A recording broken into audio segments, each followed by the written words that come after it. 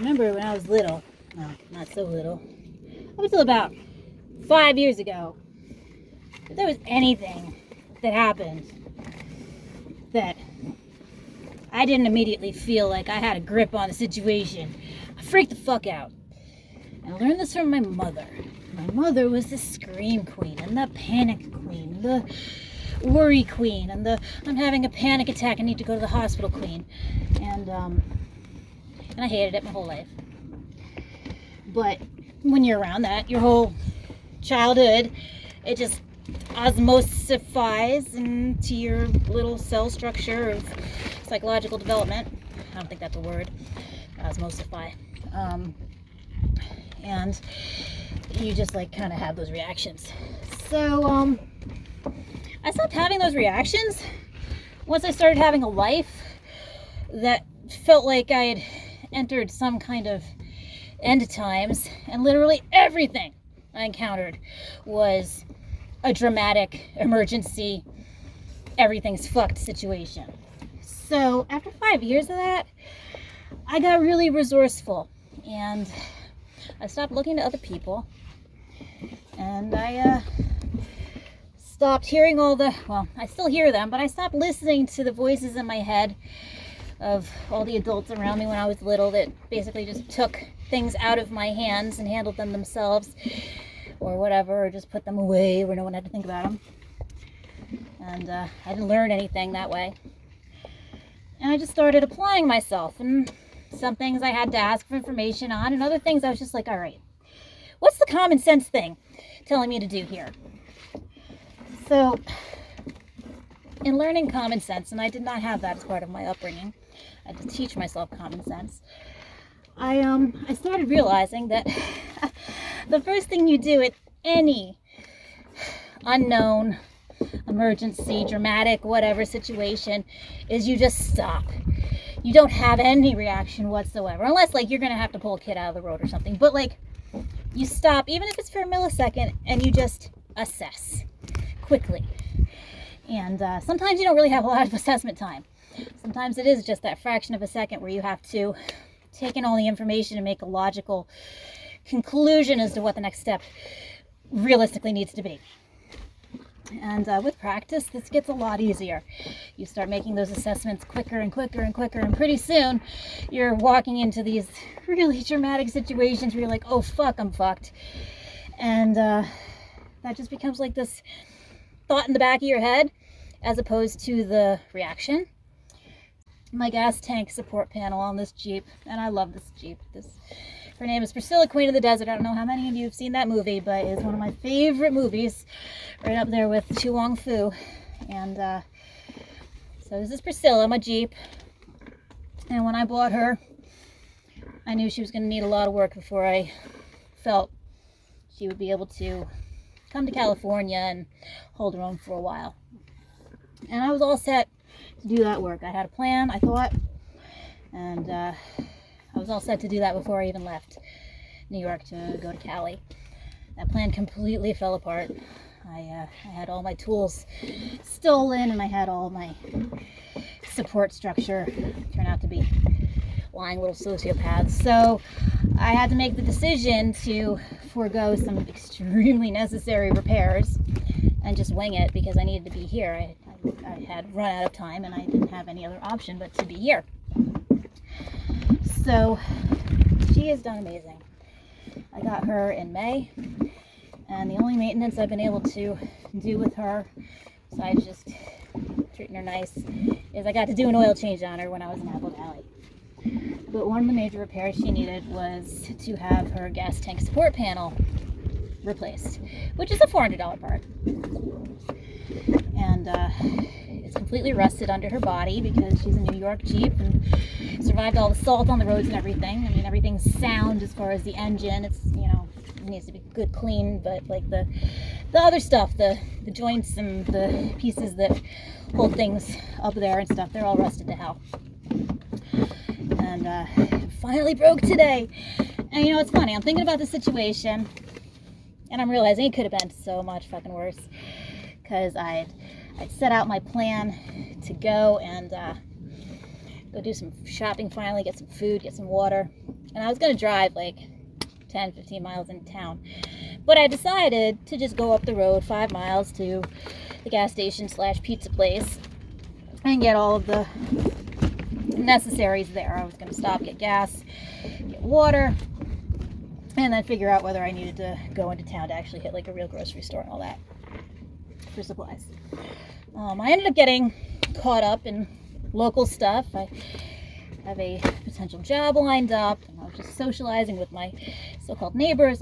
Well, so-called because they like are neighbors, but they are all miles from my property, so it's not like they're next door neighbors.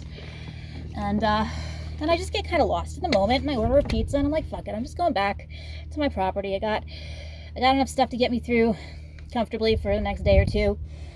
I got food, I'm good. Pizza lasts me a few days. So I filled up her gas tank, and that's a beautiful thing. She hasn't had a full gas tank in like months because I just haven't had the money to dump into just having gas.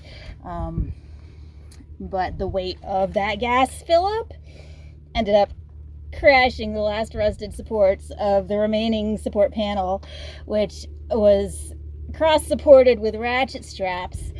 And on the bumpy terrain here, the whole thing just like wiggled out of the ratchet straps. So by the time I actually got within feet of where she parks on my property, the gas tank was starting to drag on the ground, which it could have been so much fucking worse. Like, there are rocks, there's everything. Nothing got punctured, nothing got damaged, it just slipped. So I got her into a park position, and I'm like, oh fuck, what do I do now? Because 20 gallons of gas is really heavy, and I can't, I don't have anything to lift that and try and mangle some kind of MacGyver support here. So, here we are. Let me tell you about my friend Dave Hudson. All right, so if there was ever the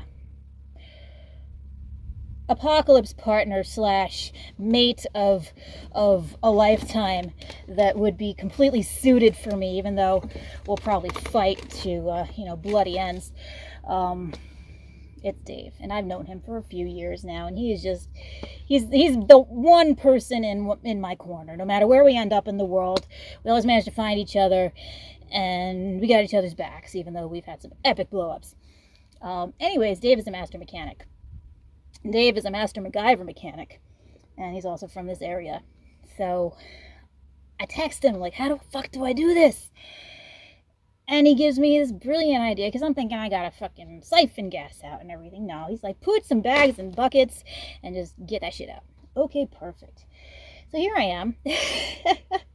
Let me show you my setup here. Not lose gas. I paid $122? Yeah, $122 for 20 gallons of gas, because gas prices are epic again. But, so some of the few automotive tools I did not have stolen were my jacks. And one of the things that happened when I had to pack up to come out here is I had limited space, and I wasn't sure what was going to be essential. But I ended up keeping both jacks. Thank fucking God. Because now that I finally got... I was trying to shift her up without having to empty her, because there's an anti-siphon valve. And the more I read about it, the more they say, don't fuck with it, you're going to fuck with your engine. So I didn't fuck with that, but I'm like, all right, I'm going to try and jack this up and support it and jack it and support it. And I started jacking, and she slipped. And she slipped the ratchet straps. So, but when she slipped the ratchet straps, everything just kind of popped loose. So now I can siphon it out safely, which I was able to do in my trusty black bag bucket. That is 20 gallons of gasoline. Woohoo! And I feel like I got a grip on this. So, 10 minutes into a very long-winded story, and I apologize because I'm out here all by myself and I go days without talking, so it seems that when I actually have an audience, I ramble like I just took cocaine. I apologize, I did not take cocaine. The moral of this story is, don't fear anything. There isn't anything in this universe that you can't have an assessment and next step for if you just fucking slow down and manage your reactions. And hi Bruno, it's a really hard thing for us to learn, especially when we grow up in these traumatic childhoods that turn into traumatic adulthoods, and we just become so reactionary that it's our nature, it's our first nature, not even our second nature anymore, because the more we experience that and the more we practice that, it takes over our zen and our chill and our, whatever laid back personality we're all born with, because we're not born freaking raging, psychotic, triggered motherfuckers. No, we're not born that way. I mean, yeah, maybe birth is kind of fucked up, but we're not born that way. We are toddlers that giggle and laugh and run around and cause trouble and tell jokes. So I guess the reason why I wanted to talk about this is because I'm getting ready to completely do a 180 on my entire presentation, not just my business presentation and my creative presentation, but like my life presentation. I had this eureka moment last night, and I want to start really recording and sharing this stuff because it's important and it's so necessary. And I'm realizing that so many people that I have in my world and in my periphery just want to hear this and need to hear this. And not that I feel like I'm the one who should be saying it, but fuck, it occurs to me in ways that when they hear it, they're like, oh my God, yes. So there you go. I'm going to get back to this because I think I got all that gas out and I have no idea what to do with 25 gallons of gasoline in a garbage bag. It's like, it's the most brilliant fucking solution, because I was like, I have buckets, but I'm worried about contamination because I don't have any gas cans. He's like, well, put it in a plastic bag. Oh, shit. Yeah. It's like weird-ass redneck sterile. There we go. And you know what I really want to do, though? Like, I want to take 20 gallons of gasoline. I'm going to go fuck shit up, but no. Yeah. We don't need any Molotov, Genevieve. No, we don't. Anyways, all right. That's all. Mwah. Welcome to my hell. Oh.